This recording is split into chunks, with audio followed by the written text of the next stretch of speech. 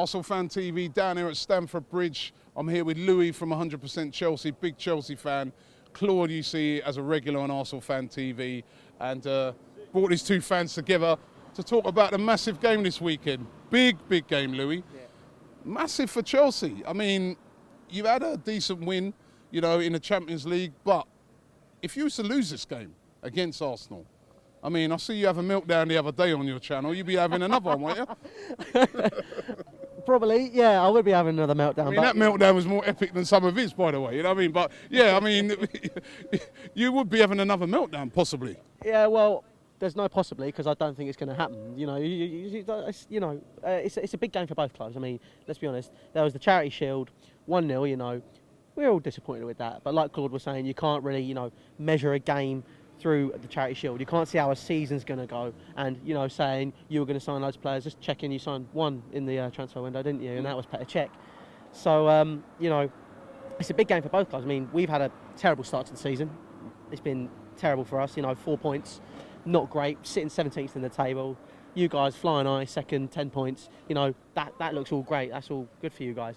But, you know, I have a feeling Mourinho's going to set out a team. You know, it's the Mourinho-Wenger derby again, you know. It is game of the week, Chelsea, Arsenal, but then you've got Mourinho versus Wenger. And he will set our team, and hopefully he'll go to the ways of what we normally do, not tippy-tappy football. It will be counter-attacking, solid defending. Park the bus. Park the bus, exactly. We've got some Yokohama tyres now, but, you know, they haven't been working. Well, hopefully we broke them in last night. And then, you know. Now, listen, Claude, he says park the bus, but parking the bus at the moment for Chelsea, I mean, they don't seem to have the defence to park the bus. Terry's not on any form at the moment. He's looking very poor. Ivanovic been all over the place. I mean, you got a bit more confidence going into the game? Listen, they've had there's a few games I don't think their season is as bad as the results have been saying. I think if you look at their performances, the Palace game they could quite easily have won, in my opinion. The Palace game they got played off the park. I don't know. I don't know. Let me ask you. You were there. I don't know. I don't know what the game you was watching, Claude. No, I saw the game I watched of Palace looked like Palace played Chelsea off the park. Pace every time they came forward with pace. You lot had problems. Well, yeah, you know, Palace, if you ask me, on the whole day, for the duration of the game, they play better than us, other than what Chelsea usually do, which does annoy me at the minute, where we have a good 10 minutes or so, but we don't seem to capitalise on anything. I mean, there were times in that game where we were, you know, up that end of the pitch, but we weren't putting away the opportunities. And, you know, hopefully, you know, like I'm saying with Tel Aviv, that is where we started putting the opportunities where you've got players like Fabregas who have not had great form, Diego Costa, you know, they've not been in the best of form. And to have them score, you know, that's going to be a massive boost for them. And then to win as well in the Champions League, for any club, that's always going to be a big boost for their players. Against Palace, you know, what I was saying, you saw it. Ivanovic didn't do his job, you know. And I think that they targeted, you know, it wasn't just Palace, you know, Swansea, Manchester City, you know, and Palace, he was targeted on that flank there, and kept tucking in. You know, that's a weakness of ours. And then in the Charity Shield as well. So you know, pace could be an issue for us if we play the likes of Ivanovic. But you know, like you're saying with Terry not having any form, I disagree with that. I mean, Terry, he's a captain of Chelsea, and when I've seen him play alongside Zuma, or in that defence, you know, it just looks a lot more solid. Like examples of that against City when he came off at half time.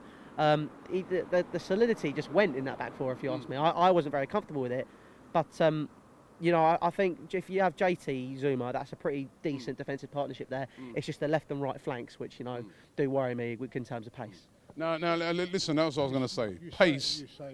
You say they're not, I mean, if you watch the games properly, right, Rob, it's only because I think the media overexpose it, really, to be quite honest with you.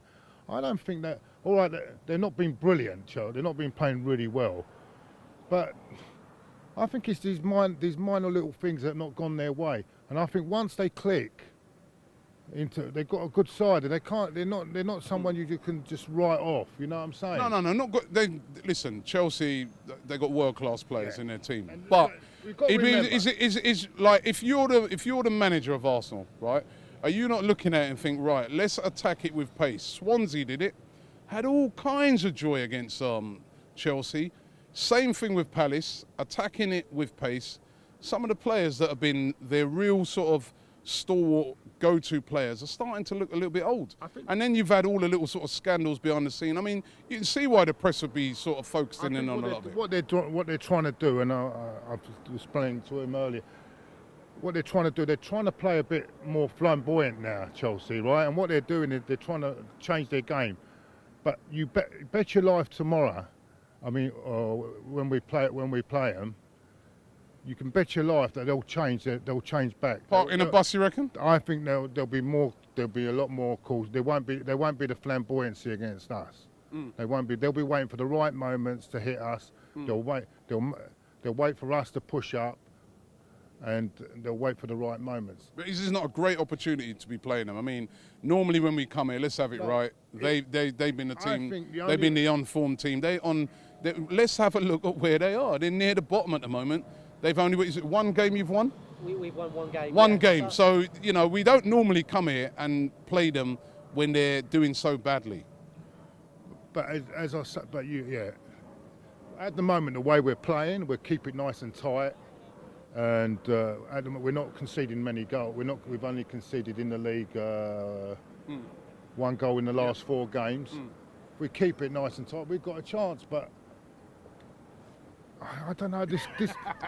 He's still worried as usual. No. I'm being honest, and I've seen it all before. We've come here.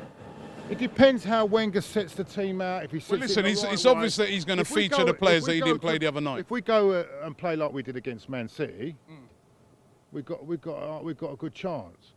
But if we suddenly think, oh, this is Chelsea, they're playing really, and we fly everyone forward, they'll just wait for the right moment, pick us off, and that'll be it. Game over. In my opinion, that's what I think is going to happen, though. I think you will just fly forward. I think you'll be feeling, right, beating 1-0 in the Charity Shield, let's go, we can do this. And you'll be flying forward with pace, and then, you know, to be fair, in the Charity Shield, we didn't just fly forward. I mean, we were very sensible with the way in which we played.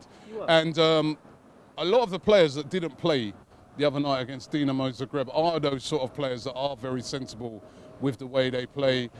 Your Monreals, Coquelin, they are going to be in. I think you might see a different style because Arsenal have been playing a different style away from home, even against Palace. You saw that, didn't you? And he's already starting the mind games already. Don't you believe that Pedro and Willian are injured? Don't believe any of it. That is now they might have little knocks, but they will be playing. That is all the mind games have already started with Mourinho. Them players will not be missing. Them players won't be missing on Saturday. He won't. He's not. Look, if they were going to be missing, he wouldn't have announced it until the day of the game. Listen, I'm telling you, them players will be playing on Saturday. I'm just trying to get my head around that. It's not my. If someone's injured, you know, that's. Claude, Pedro will be playing Saturday. I'm telling you that now. He was rested yesterday, and the other guy is. I was told by another Chelsea fan, the other guy had a minor niggle. So he ain't going to be. He's not going to be playing. If he's not going to be off Saturday. If Arsenal win that game, Mourinho, what's going to happen to? He's going to be under immense pressure. Would that be the league over for him, Claude? Rob, it's only 6 games, yeah? And it's not a time. It depends how this the Abramovich is thinking, you know. But if I'm a chairman of the club, 6 games into the season is not a time to sack. We're not talking about a regular chairman. We're talking about a chairman like Abramovich. Would he be under pressure?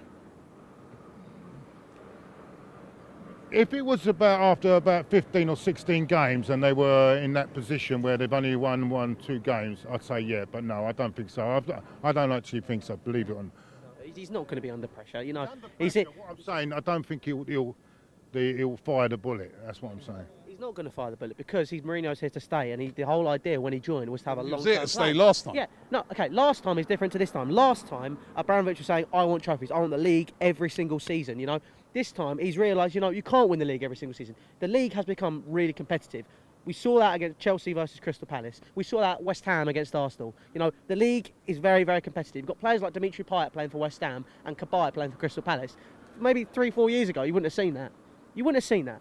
And, you know, he's not going to be... If he lost this weekend, right, I mean, that would be one win since you started the season. You'd surely be like in the bottom three. There'd be immense pressure on him. You're saying that Roman Abramovich, with a history of how he reacts, he don't like losing the guy. He spends a lot of dosh. You're saying that it's not going to make no difference that he's got a long term. You think he's got a long term? No, that was what was said when he was joined. That's when Mourinho joined again. He said, "Look, we're here for the long term. I've spoken to Roman. It's a long-term plan. Long term. It is not short term. Win the league, win the Champions League. If you don't do that, you're out. It's not like that. Okay, it is a long-term plan to build a dynasty. Mourinho wants to be in English football what Wenger is and what Alex Ferguson was, and he has the capability to do that. He just needs to be given time. Wenger's had off seasons, hasn't he? I mean, you lot after a transfer window, what is it? Wenger out? You've seen that? That comes around every season. Every season you must say Wenger out. Then May, if he wins something, I never doubted him. What's all that about? You was praising Ivanovic last season and then saying that he's got to go as well. By the way, I'm going to be critical of the Chelsea fans. I heard your show the other night. I'm going to be critical about the Chelsea fans on Ivanovic. He's been probably one of the most consistent players they've had for a long time. Yeah, and suddenly has a little dip in. All right, he's had a little bad run of form. Yeah, come on, it's a few games. Yeah, listen, what that guy has achieved over. Listen, mate, I would have him in my team. I would have him in my team. Right now, you'd have him in your team. You have no. Right now, on this day, at this very second, would you have Ivanovic in your team? You can't pick holes over a player who's given you all that has been brilliant consistently, and as Ray Wilkins said the other day, that's the high standard he's set. That it's quite easy just to fall below it, yeah. And because he's just fallen below it, you're all out on his back. Look. I've had to put up with Giroud all the years, you know what I mean? It's not 6 games, it's over the years, you know? But that's different. This guy is different class, and I would have him in my side any time. I agree. You know, Ivanovic over the past few seasons has been a very, very consistent player and arguably one of the most underrated right-backs in the Premier League. Underrated. People don't usually say, Ivanovic played well until last season. Would you start him on Saturday? No, I wouldn't because, right, from the beginning of this season and during pre-season, he didn't look the same. We thought with pre-season, it was just, you know, he'll get into it. He'll start to fly. You know, it's been a couple of months now, okay? The guy's getting on a bit and his legs are finally caught up with him, if you ask me. He can't play right back anymore. And for a start, we bought him as a centre-back. That's what we bought him as. And he's playing as a right back and he's bombing forward and getting caught out in those positions. Against the players like Theo Walcott, Alex Oxlade-Chamberlain, Sanchez, Raheem Sterling. You cannot do that. You cannot do that because he gets caught out. Maybe because he might have dropped in form. He might have had a few extra duties with the doctor that he shouldn't have had, right? He might have. No. Come on, let's get it right. He might have had a few too many appointments with the doctor that he should not have had. Yeah. Okay, right, and that can affect your form. But he's still a good top class player. I'm not. Oh my God. Right. Okay. Right now. Okay. Ivanovic should not start against Arsenal because of the way he is playing. If he can't perform against, even though I've said that it's more competitive, we should be beating teams like Crystal Palace. Chelsea at home should be beating Crystal Palace, not losing 2-1. It was mainly down to Ivanovic and that left flank. They always targeted that left flank. If you look at Chelsea's back line in that game and where Ivanovic was, he was miles away. By the way, can we have your? You know, you don't have your doctor at the moment. Can we have her? Because at least then Giroud can stay on the treatment table a bit more, and we might get going. Do you know what I'm saying? Can we have her at our place? You can talk to Isaac about that, mate. It's not down to me, is it? You know. It's, I'm gonna ask both of you. Give me a prediction. Saturday. Prediction for the game. God, prediction. In your own time. No. I'm going to be optimistic, which is very, very unlike me. I'm going to say 2-1 Chelsea. I think it'll be a draw. I think we'll get a draw. I think it'll be a 1-1 or 0-0. But I think he'll be very tight on, and I think Mourinho will be up to his old tricks again, and I think it'll be either 0-0 or 1-1. We've really got a real good strength players in those positions now, and that's what's making me feel that this is going to be a bit of a different game, plus the fact that you guys are under a bit of pressure. Well, obviously going into that, we've had a lot of weaknesses this season. Right, do you want to build on that? What's going wrong and what positives can you take out now that we've got, especially after the Tel Aviv game? I think looking at the I think the defence is clearly a weakness, and I think that especially at that right side, and it all comes down from Ivanovic. I mean,